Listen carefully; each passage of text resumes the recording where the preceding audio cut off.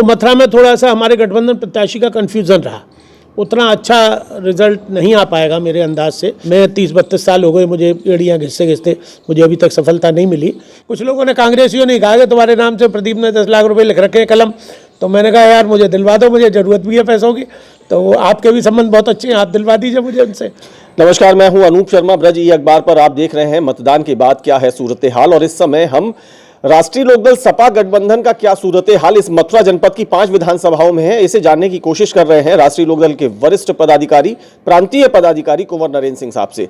इनके बारे में मैं ये और बता दूं कि मैं एक ऐसे व्यक्ति से इस समय चुनाव के हाल की जानकारी ले रहा हूं जिन्होंने अपने पूरे अब तक के जीवन में 4 चुनाव लड़े, लेकिन चारों बार उन्हें असफलता मिली। अब ऐसे में सपा रालोद गठबंधन को वो कितनी सफलता पाता हुआ देख रहे हैं, ये उनसे जानने की कोशिश करेंगे। सर, बहुत बहुत शुक्रिया भाई साहब हमसे बातचीत करने के लिए। और हालांकि आपने सीधे तौर पर पार्टिसिपेशन चुनाव में एज एन प्रत्याशी तो नहीं किया है, लेकिन फिर भी तटस्थ होकर के हमारी आपको सभी के साथ साथ शुभकामनाएं। क्या बनता बिगड़ता देख रहे हैं सीधे तौर पर, तो ये बताइए कि 5 में से आप कितने? 3 मेरा अनुमान है। ये 4 भी हो सकती है, लेकिन कम से कम 3। कहाँ कहाँ? अब ये मत पूछिए कहाँ कहाँ, लेकिन हम लड़े तो 5 में बहुत अच्छा हैं, 5 में हमारा प्रदर्शन बहुत अच्छा रहा है। लेकिन मैं समझता हूँ 3 जगह उपस्थिति हमारी, 2 जगह तो ट्रायंगल फाइट है, माट में और गोवर्धन में, और 2 जगह 1 to 1 है, बलदेव और छाता में, और यहाँ पर त्रिकोणात्मक संघर्ष है। 3 से आपने शुरुआत की, 4 भी हो सकती है ये कहा, 5वीं तो फिर रेस में ही नहीं रही, तो 5 रही है। लेकिन हालांकि वो देवेंद्र जी तो मुझसे नाराज हो रहे थे, परसों सादाबाद में मिल गए थे, तो लेके आपने किसी चैनल को बयान दे दिया है कि साहब मैं रेस में ही नहीं हूँ और मैं 1 लाख वोट ला रहा हूँ। तो हो सकता है 4-5 लाख वोट पड़े हों, यहाँ तो 1-1 लाख, एक ही प्रदीप मान रहे हैं, एक ही श्रीकांत मान रहे हैं, एक ही ये देवेंद्र मान रहे हैं। जो 3 जगह बात करते हैं, 3 जगह पे बताइए ना कहाँ कहाँ पर? देखिए, संघर्ष तो गोवर्धन में बहुत अच्छा है, और हमारे प्रत्याशी प्रीतम सिंह बहुत बढ़िया चुनाव लड़े। आप बहुत डिप्लोमेटिक बात कर रहे हैं। आपको पता है कि 3 में से सबसे पहले गोवर्धन का नाम क्यों लिया?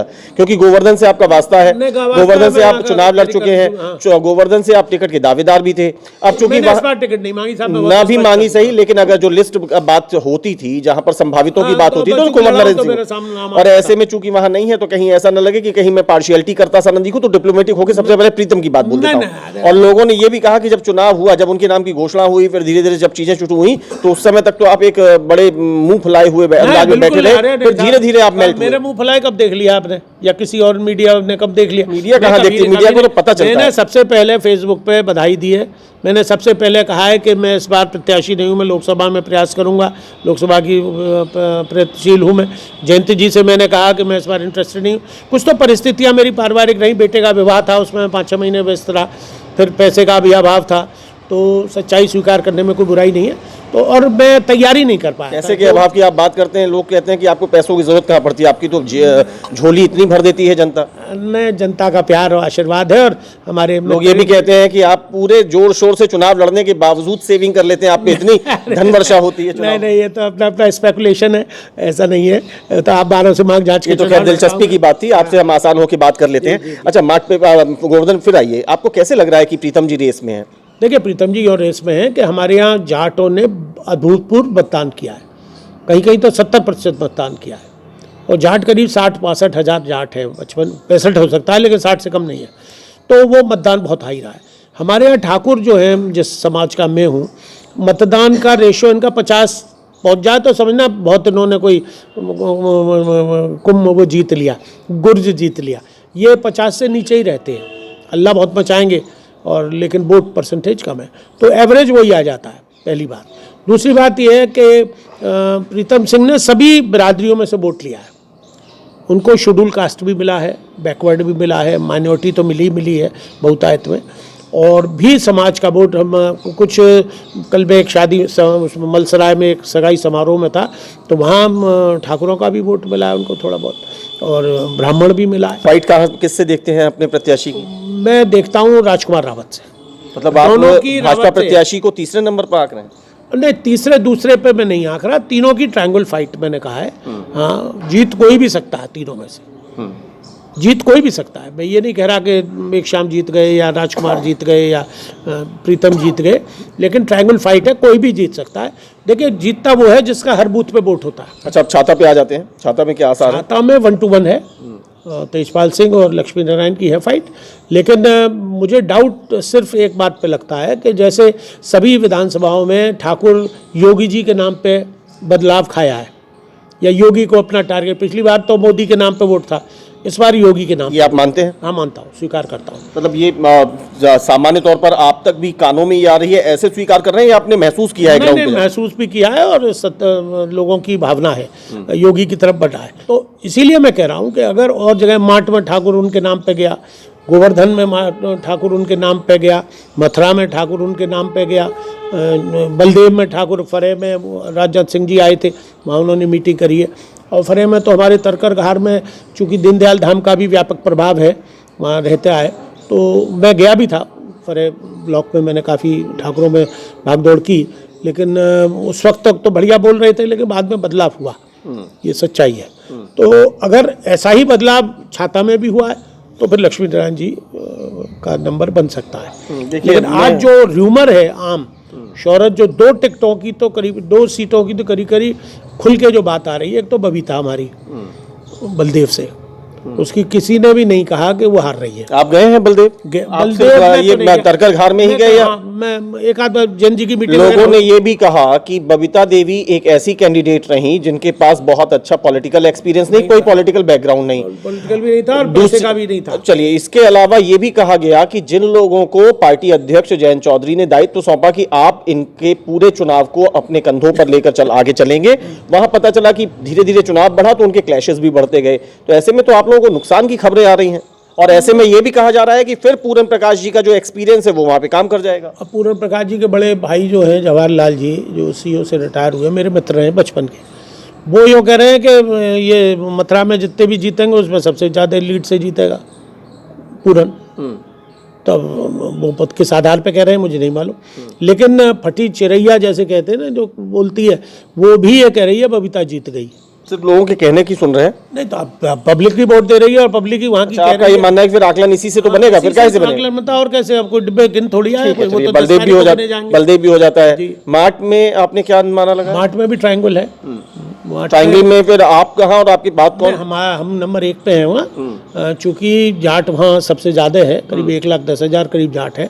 और इसको लेकर के कभी कोई संख्या फिक्स हुई नहीं, कभी 1,10,000 हो जाते हैं, कभी 1 लाख हो जाते हैं, कभी 90 हो जाते हैं, कभी तो 1 लाख तो पता लोग ये भी कहते हैं कि राष्ट्रीय लोकदल अपने हित के लिए मनचाहे तरीके से उनकी संख्या तय कर देती है। मनचाही छाता में मैं मार्ट में कम बता रहा हूँ, उसमें सॉरी गोवर्धन में, और छाता में कम है।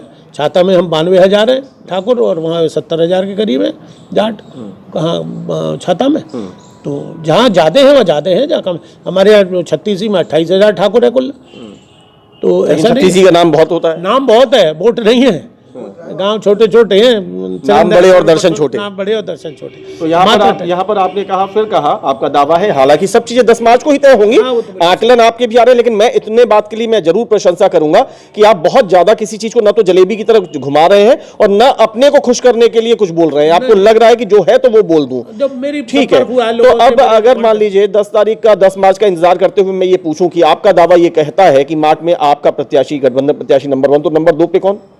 नंबर 2 पे श्याम सुंदर जी रहेंगे, या तो 1 पे रहेंगे या 2 पे रहेंगे, 3 पे नहीं जा रहे हैं। बहुत से लोग भाजपाई उन्हें 3 नंबर पे भी कह रहे हैं, लेकिन मेरे अनुमान से नहीं है। अब माठ विधानसभा पर मैं लास्ट में इसलिए आया क्योंकि यहाँ पर अब की बार बदले बदले से अंदाज नजर आते हैं कुंवर नरेंद्र सिंह के। बहुत दिनों बाद ऐसा लगा कि कुंवर नरेंद्र सिंह ने कह ही दिया कि चल भाई चल, थोड़ा बदल ही लेते हैं। मथुरा सबसे महत्वपूर्ण, मैंने मथुरा वृंदावन विधानसभा, तो मथुरा वृंदावन विधानसभा में अब की बार आपके अंदाज भी बदल गए। परिणामों की तो बाद में बात करिएगा। नहीं, हम तो साहब गठबंधन के साथ थे, हमारे अंदाज क्या बदल गए। अब थोड़ा सा ये था कि लोगों में ये भावना थी कि थोड़े बाहर के प्रत्याशी हैं वो नए थे, तो मथुरा में थोड़ा सा हमारे गठबंधन प्रत्याशी का कन्फ्यूज़न रहा, उतना अच्छा रिजल्ट नहीं आ पाएगा मेरे अंदाज से। हालांकि मुझसे लड़ भी रहे थे वो देवेंद्र जी, लेकिन मेरा मानना ये है कि फाइट प्रदीप माथुर और श्रीकांत में ही है। हालांकि ये एसके शर्मा बीएसपी से लड़ गए जब वहाँ से इनको टिकट नहीं मिली। एसके शर्मा जी को लेकर के मैं अपना सवाल आपसे जरूर पूछूंगा आपके राजनीतिक अनुभव के आधार पर, क्योंकि आपने चीज़ों को बहुत नज़दीक से देखा है, वोटर्स को देखा है, समझा है, जाना है, चुनावों की गणित को जाना है। लेकिन ये बताइए, मैंने कहा कि अब की बार आपके बदले बदले अंदाज नजर आए, आपको एक तरफ तो लगा कि हमारा गठबंधन का प्रत्याशी कमजोर भी है और लग नहीं रहा, अब लोगों ने ये भी कहा कि सपा और रालोद तो कांग्रेस के संग 2020 मैच फ्रेंडली खेल रही है। फ्रेंडली मैच इसलिए भी खेल रही है कि प्रियंका जी हमारे जयंत को हवाई जहाज में संग ले गई थी बैठा के। हाँ, अपनी फ्लाइट उन्होंने कैंसिल करके उनके संग गई। तो हो सकता है बिहाइंड द कर्टेन कुछ गठजोड़ चल रहा। आप लोगों को लगता है कि जब ऊपर भी थोड़ा सा चल रहा है तो नीचे भी हम लोग सरकार बनती है गठबंधन की और 2, 4, 5 कम रह जाते हैं और 10-5 कांग्रेस के जीत के आ जाते हैं, तो जैसे बहन जी देंगी बीजेपी को सपोर्ट, ऐसे प्रियंका देंगी गठबंधन प्रत्याशी को सपोर्ट। भाजपा और बसपा का फ्रेंडली मैच चल रहा है और इधर सपा रालोद गठबंधन, मतलब उनके गठबंधन का फिर कांग्रेस से फ्रेंडली बिल्कुल चल रहा, और वहां जाकर के बाद में फिर अनुपातिक तौर पर देख लिया जाएगा। कांग्रेस जा नहीं सकती ना बीजेपी के संग, तो उनकी भी मजबूरी है एक राजनीतिक गठबंधन का साथ देना, और हो सकता है लोकसभा चुनाव में सब मिलके ही लड़ें। तो आगे का परिदृश्य देखते हुए, अच्छा, तो वो जो परिदृश्य बड़े नेताओं ने, टॉप लीडरशिप ने देखा, तो कुंवर नरेंद्र सिंह जी पीछे क्यों रहे? उन्होंने यहाँ पे नीचे देख लिया। नहीं, अब उनकी मजबूरी भी कह लीजिए या इक्वेशन कह लीजिए। अच्छा, आपने जब जाकर के अपने मन को, दिल को साफ किया, तो दिल को साफ करते समय आपको वो दृश्य याद नहीं आया जब आप लेके ट्रैक्टर धड़ाधड़ चले जा रहे थे कि कौन है, बता कहाँ है, कैसे है, मेरे भाई से बोला कैसे? राजनीति में परिस्थितियां बदलती रहती है, कोई ऐसी बात नहीं है। हमारे में मतभेद था, मनभेद नहीं था। तो कांग्रेस में हम रहे हैं तो थोड़ा सा सॉफ्ट कॉर्नर तो रहता ही है कांग्रेस। दूसरे को फूटी आंख नहीं सुहाते थे आप लोग। सार्वजनिक कार्यक्रमों में भी हमने देखा कि आप अगर आ गए तो वो उधर खड़े हैं, आप उधर खड़े हैं। हम लोगों को भी ये लगता था कि अब हम किससे नमस्कार करें। व्यक्तिगत वो रहता था, ऐसा कुछ नहीं है। हमारा उनसे कोई व्यक्तिगत मतभेद नहीं है, राजनीतिक था जो भी था, और अब राजनीतिक समीकरण बदल गए तो कोई दिक्कत नहीं है।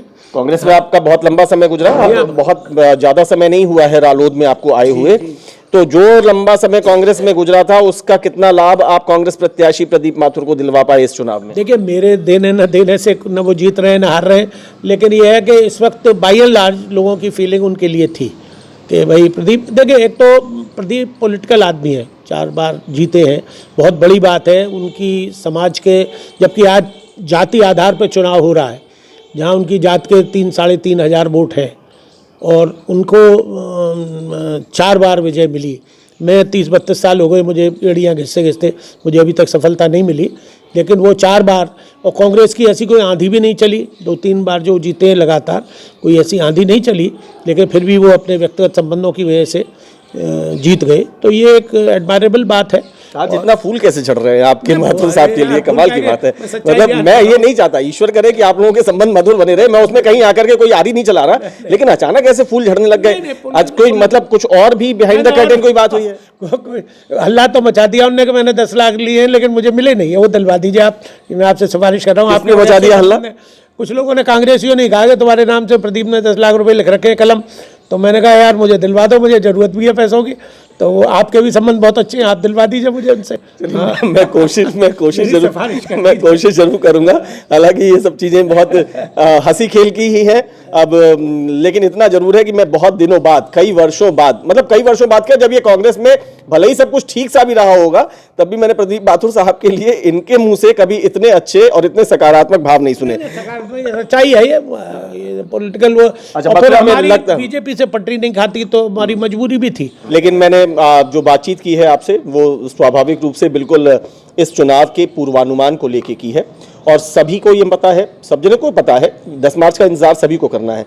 और सबसे खास बात मैं आपको अपने एक्सपीरियंस से बताऊं कि लगभग 20 साल की पत्रकारिता में मैं इस बार का चुनाव एकदम बदला हुआ देख रहा हूं, और एक वेव नहीं है, और सबसे हिंदू मुस्लिम नहीं अनूप जी चल पाया। उसके अलावा सबसे इंपॉर्टेंट बात क्या है कि दावे सबके हैं, जिसके संग बैठिए तो उन दावों पर यकीन करने का सा मन करता है, ऐसे ऐसे वो तथ्य तर्क देते हैं, लेकिन जो वोटर जिसने जाकर के अपना अमूल्य वोट दिया है वो बहुत चुप है, उसकी तरफ से आकलन निकल पाना बहुत मुश्किल हो रहा है। तो ऐसे में हमने सोचा कि भले ही इस बार आपने चुनाव न लड़ा हो, लेकिन आपके पास एक लंबा राजनीतिक अनुभव है, हम आपसे बात करें।